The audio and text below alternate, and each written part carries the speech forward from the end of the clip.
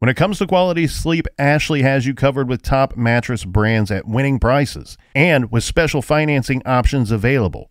You can snooze now and pay later. Plus, your mattress purchase helps give the gift of better sleep to children in need and U.S. Special Operations Forces. Visit your local Ashley store or shop online today and make every snooze count. Financing is subject to credit approval. See store or ashley.com for details. Dreaming of overseas adventures or connecting more deeply with family from afar? Rosetta Stone bridges the language gap. I've tried others, but Rosetta Stone's immersive lessons and voice feedback technology are game changers. Dive into 25 languages by learning intuitively, just like when you were a kid. And here's the holiday sparkle. Grab a lifetime membership now and save 50%. Gift yourself the world. Head to rosettastone.com now and save 50%.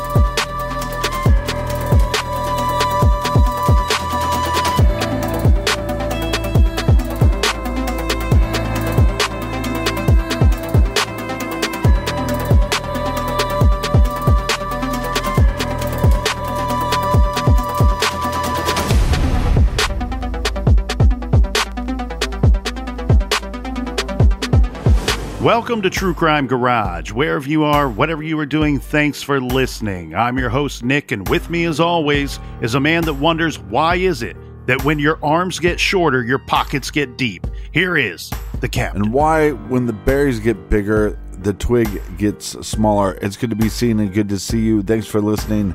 Thanks for telling a friend.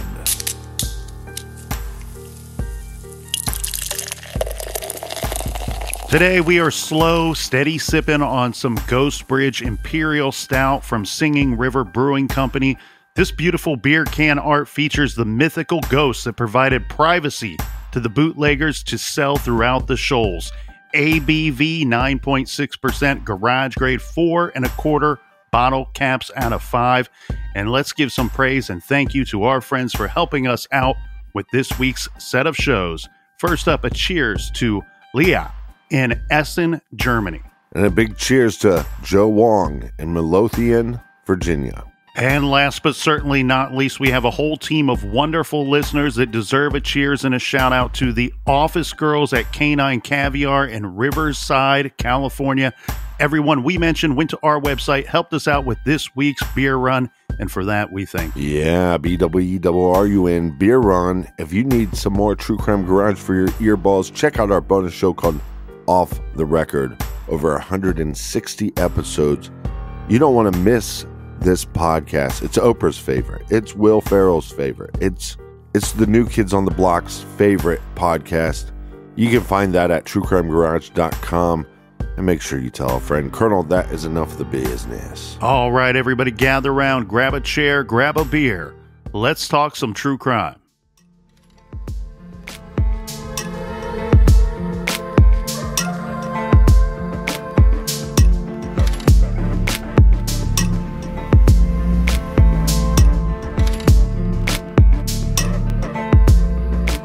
We kept telling you that things in the timeline regarding the missing disappearance of Bryce Laspisa were going to get weird. Well, here we go. We're starting off in the wee hours of August 29th, 2013. At 1 a.m., Bryce has a phone call with his mother. This is one of several phone calls that he has with his mother, Karen, leading up to his disappearance. Now, we do not know what they discussed on this phone call. However, we are later told that his mother, Karen, believed that Bryce would be calling from his apartment, which is located in Rockland, California. Later, we learn, due to phone records, that Bryce was actually calling from a location about an hour's drive south of Rockland. Now, I'm going to go ahead and make the assumption, Captain, that Bryce was calling from his vehicle.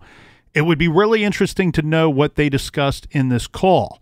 Leading up to this point in our timeline, we have Bryce, who left his girlfriend's home. Kim, his girlfriend, thought that he was going back to his apartment. This after breaking up with her. He speaks with his mother at Kim's apartment before leaving there. And during that phone call and that conversation, he has already told his mom that he has a lot of things to discuss with her. Now, at 11 a.m., Karen finds out that the Toyota Highlander that Bryce is driving was in need of roadside assistance. And the way that this goes down, Captain, is Bryce was sitting in his vehicle, which they state was pretty much in the middle of nowhere, for a couple of hours. Around 11 a.m., Karen, his mother, received a call that at around 9 a.m., 2 hours earlier, Bryce and the Toyota Highlander needed roadside assistance. So the way that this goes down, and we talked about this on yesterday's show, Bryce was driving a vehicle given to him by his parents. His car insurance paid for by mom and dad. His cell phone, mom and dad.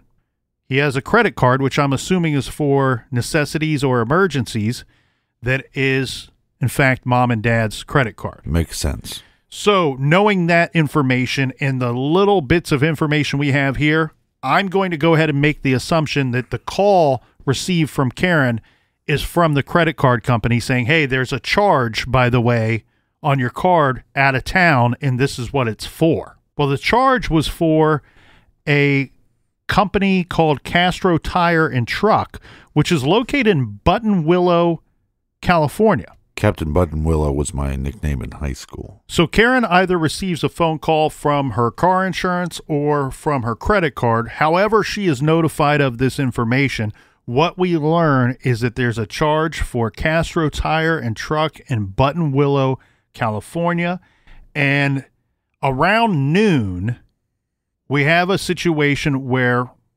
Bryce needed roadside assistance. Well, what kind of assistance did he need? He needed gas in the tank. His tank had run out of gas while he was driving.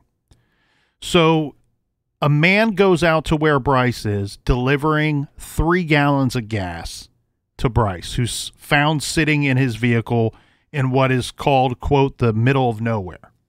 Well, the representative from Castro Tire called Karen and stated that Bryce ran out of gas and that after he went and helped Bryce, Bryce went to go fill up his tank.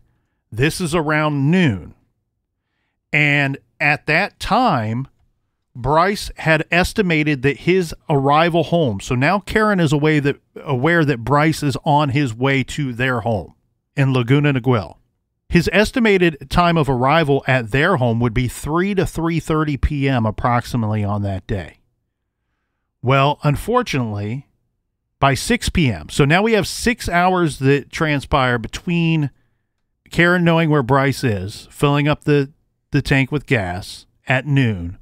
6 hours has gone by, and mom and dad don't know where Bryce is. He should have been home hours ago. So what do? They do the right thing here. They call in to the authorities and report their son missing. So a missing persons report is filed on Bryce Laspisa's behalf. I mean, maybe if you're trying to get to the next exit or something like that, that you would miss that you're running low on gas, or maybe there's something wrong with your gauge. But especially when I'm driving long distance, one of the things that I'm constantly checking is my speed and how much gas I have and when should I stop. And it just seems like he was paying no attention to this. Or may not have cared for any number of reasons. Well, again, he could have been in a manic state, but it's just difficult to think that he would be in a manic state when his mom is saying he's not acting any different. And then maybe through the text messages, the girlfriend would be like, well, he's not really acting that much different, but he went to visit her. And it wasn't like she is, waving all these red flags saying he was acting like a madman. So this is where things get incredibly wonky, right? So we have the missing persons report that's filed by his parents. I'm guessing that they're able to put these things into action so quickly because these items belong to them, or they're the ones making the payments on them. So likely Bryce's phone is in their name. The parents call AT&T and do an emergency ping on the phone. The ping showed that Bryce was still in Buttonwillow, right? He's been out of contact for long enough. We're concerned that he's missing. It's been about 6 hours or so since we've talked to him, so we file a missing persons report. Yet when we ping his phone is still in the general area where he was 6 hours prior. Right, where the car broke down. Where it ran out of gas. Yeah. So the police go out, they're looking for Bryce, and they find him in a location that is reported to be only 8 miles away from where he was at noon. The deputies say that Bryce he seemed pretty lucid. Now, they were a little reluctant. They're wondering why he's been reported missing, yet he's pretty close to where he was last time he spoke to anybody. Right. And so they do submit him to a field sobriety test to make sure everything's fine, but he passes this test. How bizarre. And they're telling him, hey, you need to call your parents. Let them know where you are at, because we are only out here looking for you because they are so worried that they filed a missing persons report about you. Well, and I like this. I know a lot of parents will use owning the cell phone and owning the car and things like that to their benefit, as far as we can take this away from you if you don't want to act accordingly to what we want. But it just seems like he has really good parents, really good family, really good friends. You got a friend that's calling your mother. Nobody wants to call your friend's mother. You got really good friends. He takes off. This doesn't make any sense, but they're smart, intelligent individuals going, hey, these are our phones. We can use this technology to our advantage because he's so far away. But it just doesn't make any sense that, like you said, he's 8 miles away from where he originally was 6 hours prior. Doesn't make any sense unless he told the officers, well, I pulled over to take a nap or something. Well, and obviously during all of this time, the parents are trying to get a hold of him. He's not answering his phone. We don't know why. Bryce is not here, unfortunately, to tell us why he was choosing not to answer his phone. Maybe the phone was dead. I don't know. But they report him missing. The police find him. He's only 8 miles away where he was. The general story is this, Captain, that he travels about 8 miles in the course of 9 hours. He was driving very slow. I think I could push a Toyota Highlander on foot. Maybe that's what he decided to do. I don't want to use any of this gas. I'm going to get out and push. 8 miles in about 9 hours and then just be shredded for the rest of my life. But he doesn't want to talk to his parents, according to the police. They make him speak with his parents via his cell phone. During this, he agrees that he's going to be coming home. Now, the story here gets a little weird because we have a lot of people kind of coming in and out of the story. And whatever Bryce is up to, nobody seems to really know what he is up to because, again, 8 miles traveled in the course of 9 hours. He gets help from this Christian fella from Castro who gives him 3 gallons of gas. He fills up his tank, and he's only 3 hours away from his parents' home, yet he doesn't seem to be making any headway to getting there, nor does he seem to care to get there at this point.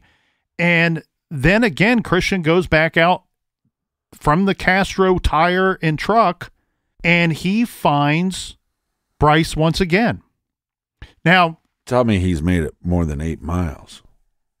I believe this is in the same location as before, where he was located before, the exact same Come on, location. man. This is freaking bizarre. And so Christian's talking to Karen on the phone, Bryce's mom, saying, look, he's in the same spot. It just doesn't make sense. He's here almost 10 hours now after the first time that he needed roadside assistance. Again, the police had talked to him earlier. They didn't see any signs of drugs or alcohol. So is he just on the side of the road? He passes a field sobriety test. From my understanding, Captain, he's just sitting in his car, sitting in his Toyota Highlander. On the side of the road. When he is approached by Christian this time, Christian, this guy, seems like a very good guy. This is above and beyond when it comes to roadside assistance. Definitely. I've had tow trucks drive right past me when I'm clearly the only person on the road in need of the roadside assistance. Yeah, but I think, look, the true crime community in the last 5 years have looked at cars on the side of the road, or, abandoned vehicle, or somebody in their vehicle on the side of the road, completely different than the normal population. So this guy could be a true crime community guy and knows that a story like this goes from a kid acting strange to we haven't seen him in the last 10 years. Mm-hmm. So Bryce tells the police he's just, they want to know why, what are you doing just sitting here? He says, I'm blowing off some steam. Again, he didn't want to talk to his parents. They make him talk to his parents. Then a few hours later, when Christian, the roadside assistance guy, finds Bryce again, still sitting on the side of the road, Christian's the one that calls Bryce's mother to let her know, hey, he's still here.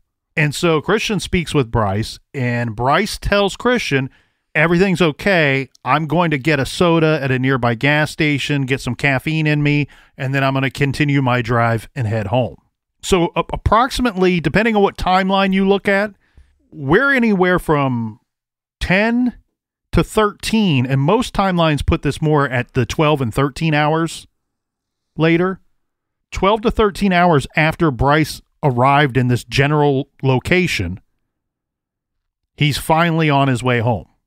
I mean, it makes absolutely no sense. And we can say that it appears that he is finally on his way home because Christian agrees, or maybe he comes up with the idea when he's talking to Bryce's parents. He says, look, I'll even follow him south on Interstate 5 for a few miles, a handful of miles, to make sure that he is heading in the right direction, that he is, in fact, going home. Well, at this rate, he's going to get home in time for Christmas.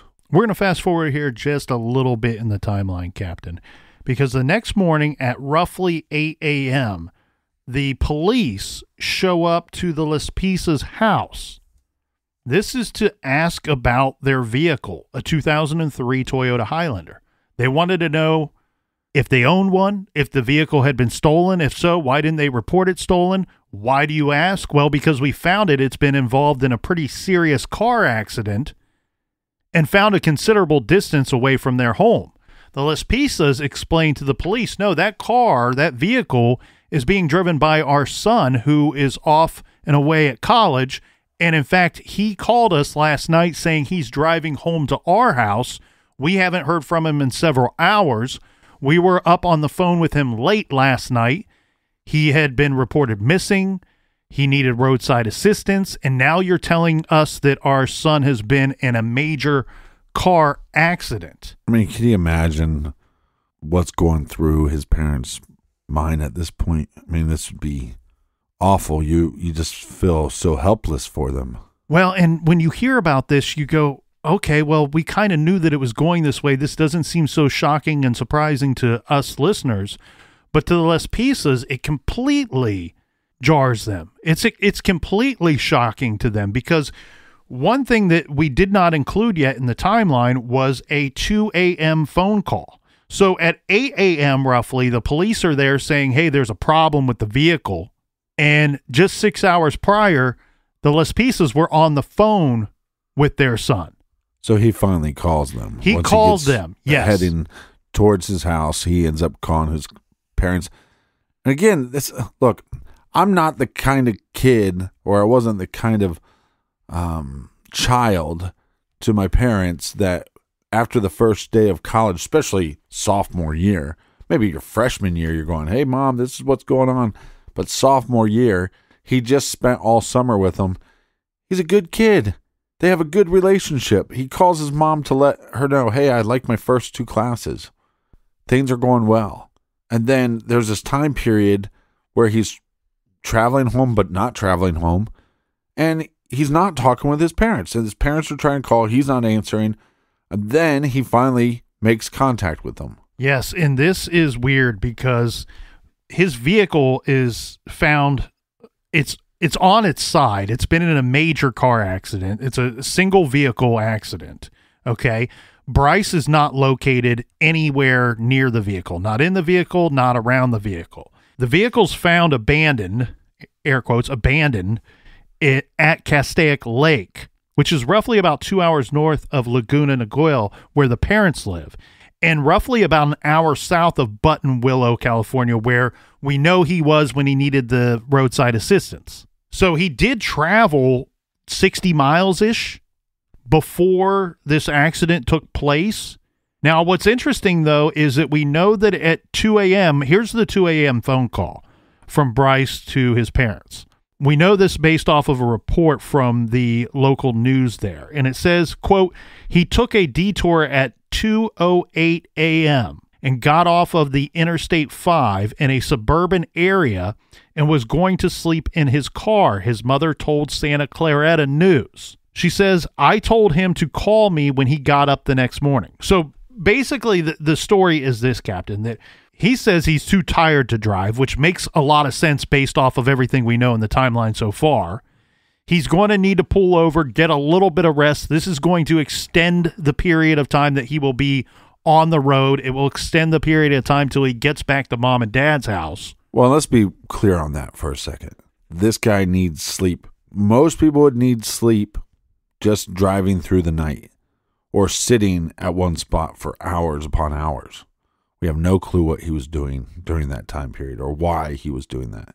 But what we also don't know is that he was taking some kind of prescription medication that he wasn't supposed to be on, and we don't know the last time he actually did sleep. Exactly. And to add a little more detail to the wreckage, it states that the reports are that the vehicle was found around 5:15 a.m. that morning, and the vehicle had tumbled approximately 15 feet down a ravine and landed on its passenger side off of Main Ramp Road, just a few hundred feet from Lake Hughes Road. Bryce's cell phone, wallet, laptop, and clothing were found in the car. This report states in the car. Some of the reports I've reviewed, Captain, state that some of those items were in fact located at the scene, but were located and found outside of the vehicle.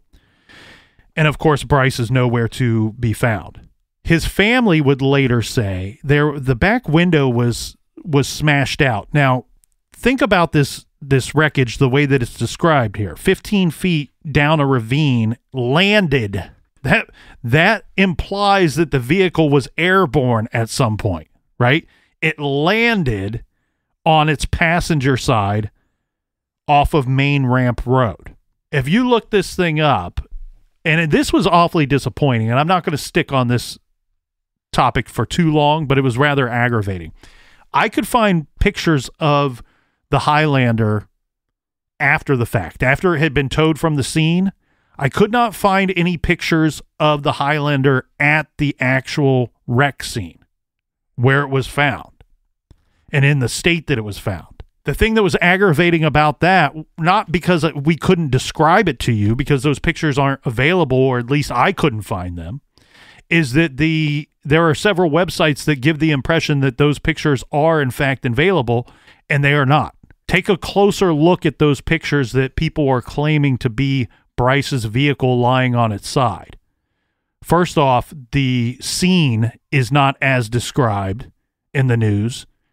And second of all, that's not an SUV, that's a car.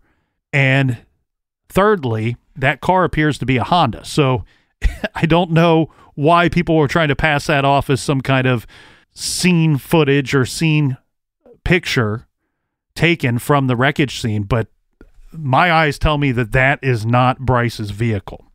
His family say that it looked to them like Bryce had used a tool to break out the back window of the vehicle before crawling out, which would make sense. That would be, if the vehicle's lying on its side, that would be one of the more easier ways to get out, provided that he couldn't access the doors. Maybe the doors are jammed or couldn't get, or was not in a state to pull himself up and through one of those doors after figuring out how to open it. The tool here, I wish that we had a better description of what that tool was or the name for it other than just a tool. But one report that I did find stated that they believe the tool was something that was located in the center console. So it sounds like an emergency type situation tool that was purposely kept in the vehicle. Now, the other troubling thing here, though, too, is they go out they being law enforcement and the local authorities, the fire department, what have you, they're doing all the necessary searches, right? We're searching via land, sea, and air, looking for this guy. What happened to this dude? There's nothing at the scene. It's a pretty horrific crash for a vehicle to be found on its side, but there's nothing at the scene that's indicating to those experts, to those who unfortunately have to deal with this type of situation and see this kind of wreckage. There's nothing at the scene that tells them that, oh, this guy, he should have died at the scene or did die, or something happened to him here that would cause him to expire soon. There was not enough blood or anything like that they found at the scene that they were overly concerned. It had looked to them like, yes, this was a bad crash. Yes, this was a bad wreck, but this dude probably got out, managed to get out and walk away. Now, why he left all of his personal belongings here, we don't know. Yeah, you'd think he'd at least take his cell phone to make the call, but maybe he got out of the vehicle and just didn't feel safe trying to go back into it. I mean, there's so many things that just don't line up. They don't make a lot of sense. But then the other thing, like we said, he had these prescription pills. We don't know if he had any of these pills still on him, if he was still taking these pills or not.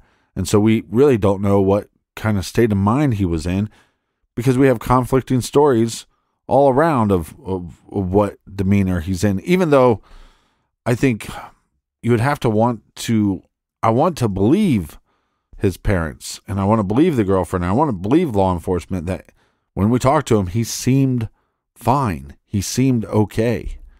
But then why are all his actions so confusing?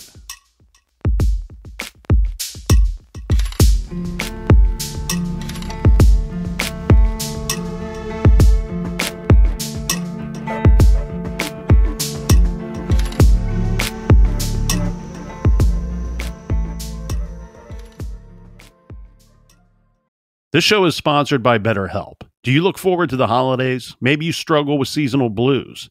This time of year can be a lot, and it's natural to feel some sadness or even anxiety about it. But adding something new and positive to your life can counteract some of those feelings. Therapy can be a bright spot, something to look forward to make you feel grounded, and to give you the tools to manage everything going on. If you're thinking of starting therapy, give BetterHelp a try. It's entirely online, designed to be convenient, flexible, and suited to your schedule. Just fill out a brief questionnaire to get matched with a licensed therapist and switch therapists at any time for no additional charge. Find your bright spot this season with BetterHelp. Visit BetterHelp.com/garage today to get 10% off your first month. That's BetterHelp, HELP.com/garage. Dreaming of overseas adventures or connecting more deeply with family from afar? Rosetta Stone bridges the language gap. I've tried others, but Rosetta Stone's immersive lessons and voice feedback technology are game changers. Dive into 25 languages by learning intuitively, just like when you were a kid. And here's the holiday sparkle. Grab a lifetime membership now and save 50%. Gift yourself the world. Head to rosettastone.com now and save 50%. When it comes to teaching kids and teens about money, practice makes perfect. That's where Greenlight comes in. With a debit card and money app of their own, kids learn to earn, save, spend wisely, and invest. Parents send instant money transfers, create custom chores, and automate allowance, while kids track their spending, set savings goals, and practice money skills they can use today and for life. Get 1 month free when you sign up at greenlight.com/podcast.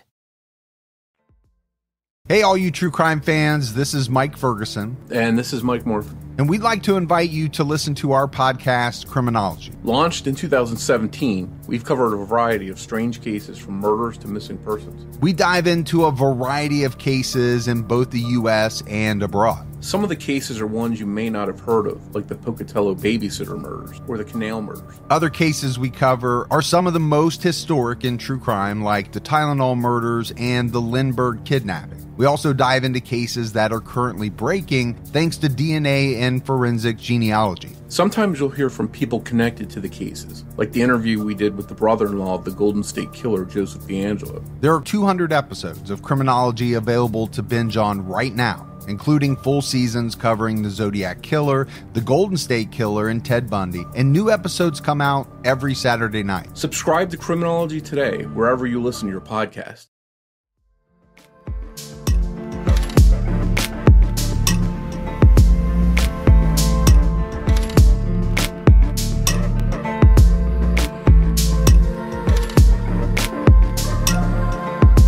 All right, we are back.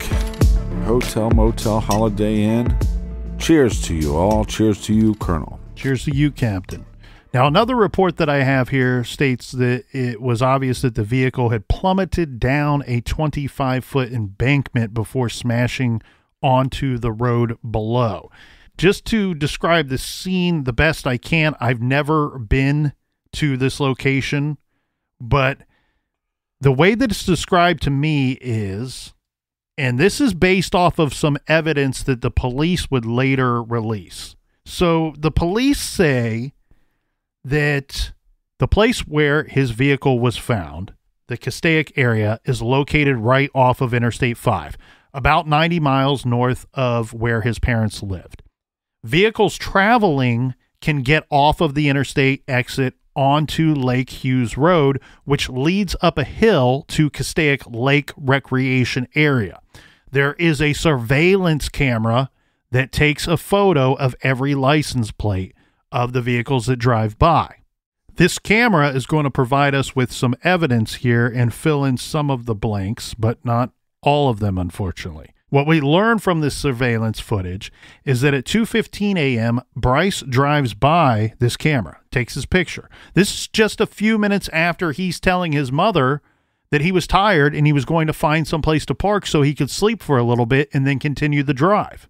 But then, oddly enough, at 4:29 a.m., Bryce is seen on surveillance footage driving by this same location again. It's just so bizarre. We have no idea. Nobody can piece together where Bryce was from the time that that surveillance camera took the picture of his vehicle at 2:15 a.m.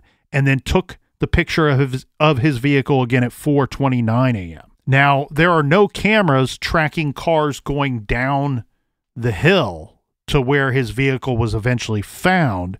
So we can't say with any level of certainty how long the vehicle was there before it was found wrecked on the road. So the exact time of the accident remains unknown to this day. But we do know that the surveillance camera spotted Bryce driving at 4:29 a.m., and then we do know that the vehicle was found by 5:30 a.m. So it doesn't appear like a great amount of time passed before the vehicle was located. But within that short window of time, Bryce disappears. Now, once all of the evidence was analyzed from the wreck, the police realized this was no accident. Bryce had sped down the ravine with the accelerator down all of the way. They're basing this off of the tire tracks that they found. They could determine that he was not trying to prevent a wreck. In all likelihood, he was racing toward a wreck. So they determined that Bryce had drove up the hill on Lake Hughes Road and then entered an access area for a cell phone tower. They followed his tire tracks past that tower, which is located at the top of a steep embankment. Then they're basing off of the evidence found at the scene that his vehicle then sped downhill until it crashed onto the access road. People that have been to this scene has said that they believe that Bryce's intentions may have been to drive into the lake. That from his vantage point, it would appear that if he drove at that speed, that he may crash into the lake rather than the road below, because you would not be able to see the road below from that elevated area. Right. Again, this is based off of people that have said that they have been there and described it as such. We do know that the police find the 2003 beige Toyota Highlander on its side on Main Ramp Road, again about 100 feet from Lake Hughes Road near Castaic Lake. The location is about 40 miles north of Los Angeles, 90 miles south of Buttonwillow, which we know he was there earlier. One of the back windows had been smashed out from the inside, according to police. The family says they believe that Bryce used a tool that was stored in the console to bust out that window. Bryce's cell phone and laptop were found inside the vehicle. His duffel bag was found on the ground not far from the broken window. The duffel bag was found unzipped, and several people have said that it looked like somebody had looked through it. His clothing and wallet were inside the bag. Again, police felt like this was a violent crash, but they did not think that Bryce would be seriously injured. And they found no drag marks to suggest that he could not walk. Well, that's tough, too, because sometimes when you're traveling and you have your travel bag, you'll be going through it as you drive. Oh, I got some gum in there, or I got a drink in there, or whatever. So it's hard to know, did he go through the bag before the crash, or did he go through the bag after the crash? Of course, not finding Bryce at the scene, they speak with his parents, notify them about the vehicle being wrecked, notify them about Bryce being missing. They go out and do all of the normal detective work, right? They interview all the people that spent time with Bryce recently leading up to his disappearance. And they tell a lot of the same stories that we told here today. One piece of evidence that's awfully interesting to me here, Captain, is that we do know that they used dogs to try to track a scent, Bryce's scent from the vehicle. And the scent led them to two different spots. It led them to the lake, Castaic Lake, but it also led them down a trail to a dam on the lake, and then they continued to follow a scent or track something to the top of the dam, and then south on a spillway on the western side of the lake before heading towards a truck stop. Once we get to the truck stop, the dogs aren't signaling that they're tracking anything anymore. So people have looked at this a couple different ways. A thought that maybe he went up to that dam area and jumped in. Maybe it was his goal to crash the vehicle into the lake, and after being unsuccessful, he went about it a different manner. They did search that lake. They've searched that lake quite a bit and been unsuccessful finding anything related to Bryce. The truck stop is really interesting to me, too. Again, unfortunately, these dogs, they're tracking Bryce's scent, or so we are to believe, but they can't tell us exactly what they are tracking. This really led to several weeks of investigation by police, and I know it's still an open case to this day, but 2 weeks in, police had to scale back the search because they had searched all the areas that they could think of that he could be based off of statements from people that they interviewed, based off of the movements of his vehicle, based off of cell phone tower pings. And after 2 weeks, they had no evidence pointing them in any direction in particular of where to look next. Like we said yesterday, last week marked 9 years since Bryce Laspisa has last been seen. Now, police have received several calls from several people saying that they have seen him, but they have been unable to confirm any of these actual sightings. I do know of one situation where the police went to another state. They're told, hey, Bryce Laspisa is there. He's living there. This is years later. They send a detective out there. They find the man that they believe is the man that was reported as being Bryce Laspisa. They confirm that man's identity. He's not Bryce. The detective basically tells the news, I interviewed that man. He's not Bryce, but I will tell you that he could be Bryce's twin. That's how close he looked like Bryce Laspisa. So here we sit 9 years later, and this is all a big mystery. There's so much speculation out there as to what happened to Bryce. Where could he be? There are people that say maybe this was some kind of drug deal gone wrong. That maybe he was sitting there waiting on a ride for somebody to pick him up. Maybe he was sitting there waiting for a dealer to show up. To me, I look at this situation and I'm very concerned. I'm very concerned for this man's well-being. I see a situation, a series of events where I don't think he knew exactly what he was doing. I think he felt like he needed to make some change, and maybe that change needed to be drastic. But I think he was kind of winging it, and he was kind of making it up as he went along. Yeah, as he's sleep deprived, and again, how much of this medication was still in him and how much of this alcohol was still in his system. You know, we look at these cases, and there's a lot of people that say Bryce Laspisa, his disappearance is as mysterious or as much of a mystery as these other ones. A lot of times people say Brandon Lawson. That to me, the comparison makes zero sense. Brandon Lawson's movements, for the most part, make a whole lot of sense leading up to the 911 call. Bryce's movements and actions seem to make zero sense. At least they make zero sense to me. That's why I think he was behaving erratically, acting impulsively. He wanted to make some drastic change. He just didn't know what that was or how to go about doing it. He was a young man, confused, stressed out, tired, feeling the effects, the after effects of drug and alcohol. And I don't know. I think I can go along with the idea that maybe he did try to crash his vehicle into that lake unsuccessfully. Yeah, but here's the twist. Is he was only in this state really for maybe a week and a half, 2 weeks leading up to this point. From every person's account before he went back to school, everything was fine. He was back at home visiting friends, visiting family. Family never said he was odd during the summer. Friends never said he was odd during the summer. And he took this extra class.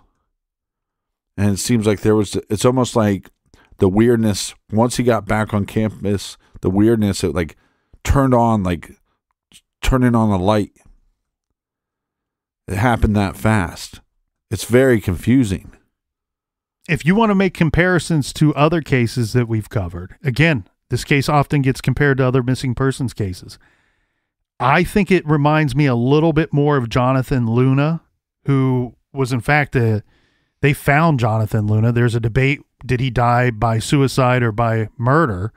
I personally think it was a murder. We reviewed that case, that very bizarre case, in episodes 572 and 573.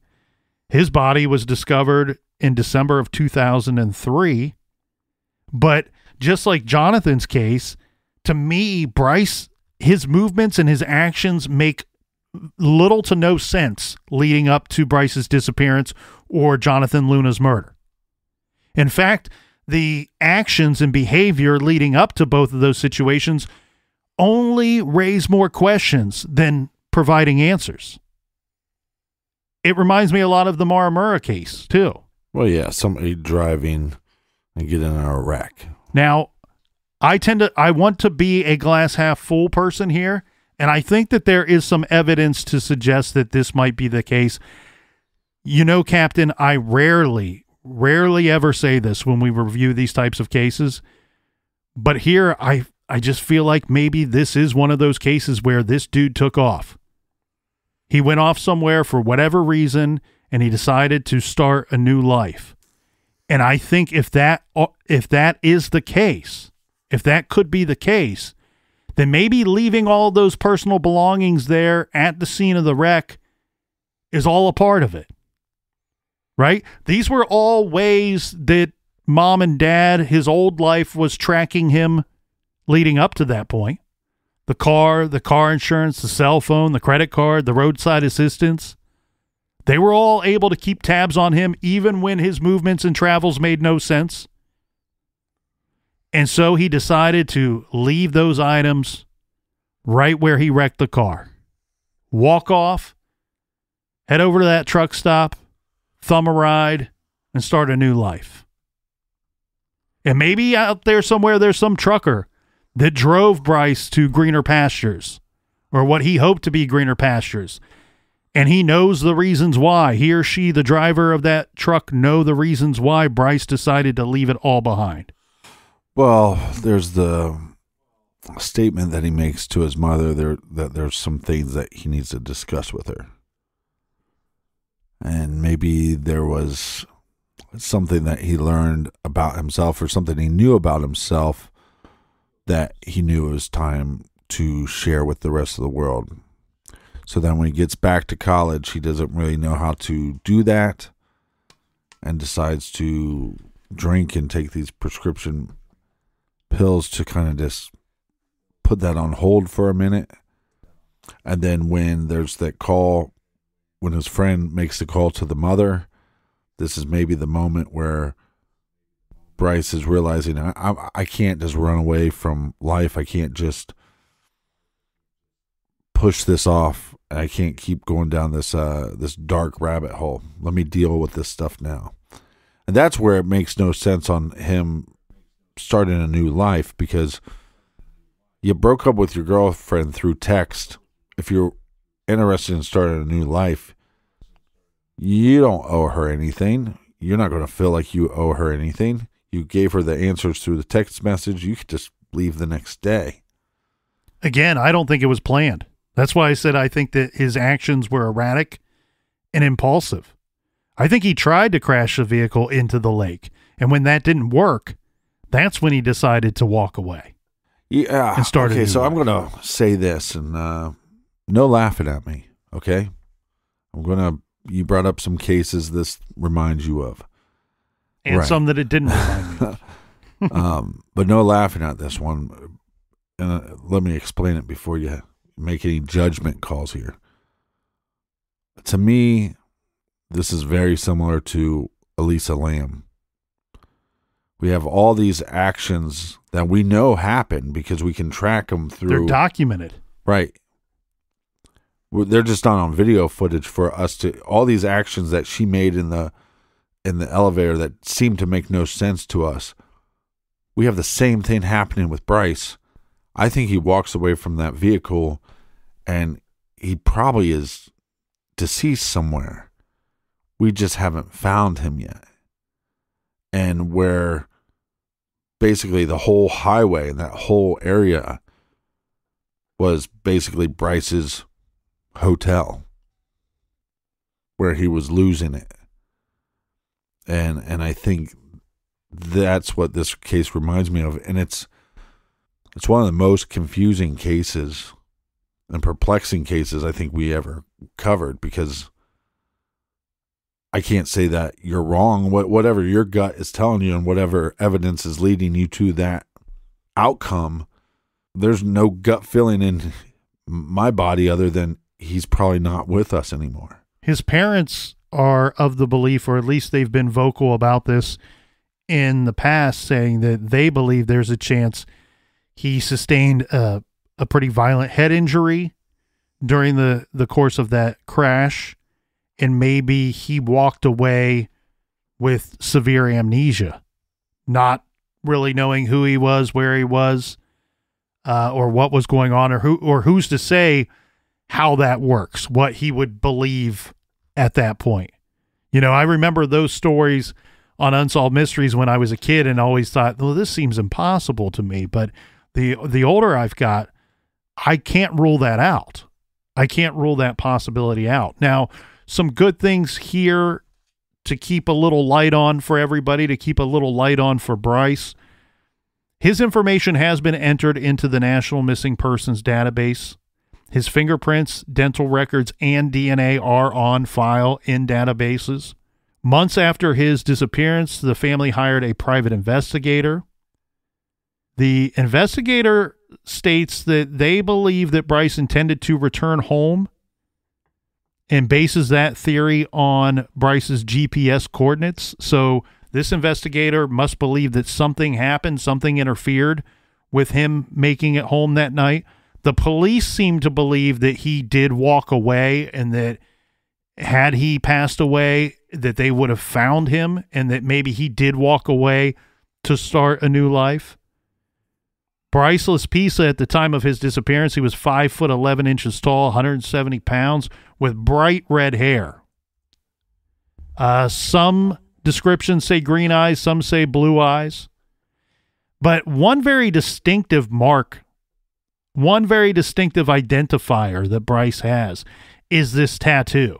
It's a rather large tattoo. It's a tattoo of a Taurus bullhead and Roman numerals of his birthday, which is located on his left shoulder. He was wearing white cargo shorts and a blue and white checkered shirt and red Nike tennis shoes at the time. If anybody has any information at all, please call the Los Angeles County Sheriff's Department at 323-890-5500. His parents have never discontinued their search for him and hope to know what happened to their son one day. His parents still post to a Facebook page devoted to finding their son. Maybe someday soon we can all discover what happened, or we will know the truth if he should come back or if Bryce is ever located. And I just feel so bad for his family and his friends and people that were trying to help him, especially his mother staying up trying to communicate with him. We don't know exactly what was said, but if he did walk away, it's like you have a lot of people that love and care about you. You could come back no matter what, no matter what happened, and at least tell your family that you're okay. And because no matter what happened, your friends and family don't deserve to be put through this if you're the one putting them through it. My gut doesn't lean that way, or my thoughts don't lean that way, but that would be my message to Bryce. Earlier this year on April 30th, it would have been Bryce's 28th birthday. As we said last week, it's been 9 years since he went missing, yet Twitter and other social media sites are still full of his missing post, with so many asking the same question: where is Bryce Laspisa? And remember, there is a Find Bryce Laspisa Facebook page.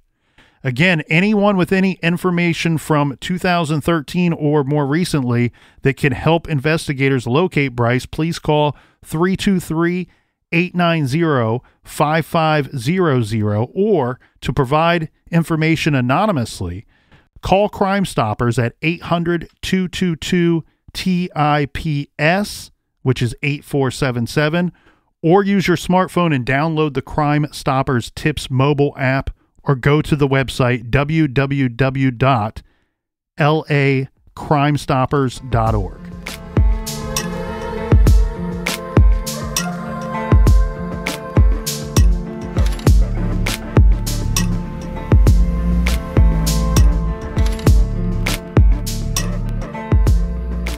I want to thank you so much for joining us here back in the garage. We want to hear from you. Go to truecrimegarage.com and make sure you leave your thoughts and opinions on the blog. Colonel, do we have any recommended reading for the beautiful listeners? Yes, we do, Captain. Last week and the week before, we spent so much time talking about the still unsolved case of Nancy Eagleson up in Paulding, Ohio, which is rather close to Michigan, the great state of Michigan, and got me thinking about the old serial killer case from the late 60s. And the best book that is on that case is called The Michigan Murders. This is by Edward Keyes. This is an award-winning book from back in the day. We may have even recommended this one a long time ago before we even started putting the recommendations on the website. But this is a great book. It's a true crime book that should be on everybody's bookshelves. That's called The Michigan Murders. It's about a serial case out of the University of Eastern Michigan. Check that out. You can find that great recommendation, that title, and many others on our website on the recommended page. Yeah, and until next week, be good, be kind, and don't litter.